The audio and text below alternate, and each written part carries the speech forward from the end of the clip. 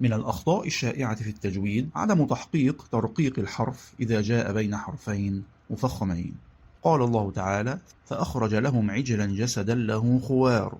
في كلمة خوار تقع الواو بين الخاء والراء، وهما حرفان مفخمان، وهنا يقع الخطأ، فبعض القراء يفخمون الواو تبعا لتفخيم الخاء والراء فيقولون خوار، ويحدث هذا الخطأ لأن الحروف المفخمة تنطق مع ارتفاع أقصى اللسان إلى الحنك الأعلى، أما الحروف المرققة فتنطق مع انخفاض أقصى اللسان عن الحنك الأعلى. فعندما ينتقل اللسان من حرف مفخم إلى حرف مرقق ثم يعود إلى حرف مفخم قد يستمر وضع الاستعلاء فيتأثر الحرف المرقق ويميل إلى التفخيم.